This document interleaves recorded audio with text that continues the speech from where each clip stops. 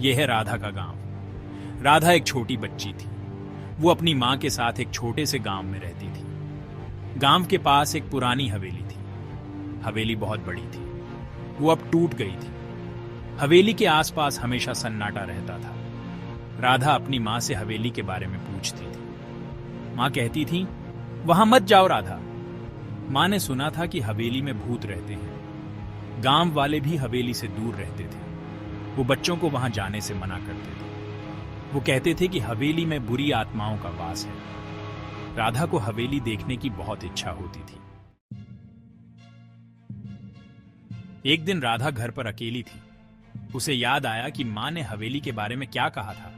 मां ने मना किया था, वहां मत जाना। लेकिन राधा की उत्सुकता बढ़ती जा रही थी। वो हवेली के बारे में सोच रही थी। एक बार देखने में क्या हर्ज है, राधा ने सोचा। वो चुपके से घर से बाहर निकल गई। राधा हवेली की ओर दौड़ पड़ी। हवेली बहुत बड़ी और डरावनी थी। दरवाजे टूटे हुए थे, खिड़कियां गायब थीं, अंदर अंधेरा था।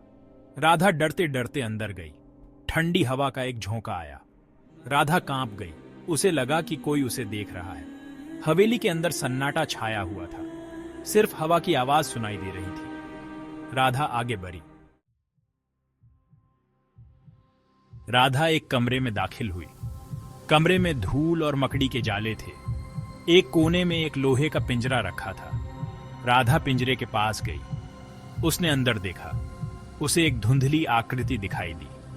यह एक लड़की की आकृति थी। वो बहुत डरी हुई लग रही थी। तुम कौन हो? राधा ने पूछा, लेकिन लड़की चुप रही। राधा ने पिंजरा खोलने की कोशिश की। अचानक दरवाजे बंद हो गए। कमरे में अंधेरा छा गया। राधा डर गई। मां! राधा चिल्लाई। एक ठंडी हवा फिर से चली। एक छाया दीवार से निकलकर राधा के पास आई। छाया बोली, मैं भी यहां फंस गई हूं। तुम कौन हो? राधा ने कांपते हुए पूछा। छाया ने कहा, अब तुम भी यहां फंस गई हो।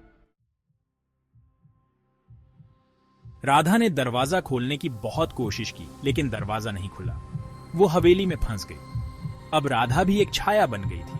आज भी लोग कहते हैं कि रात के समय हवेली से बच्ची के रोने की आवाज आती है। वे कहते हैं कि यह राधा की आवाज है।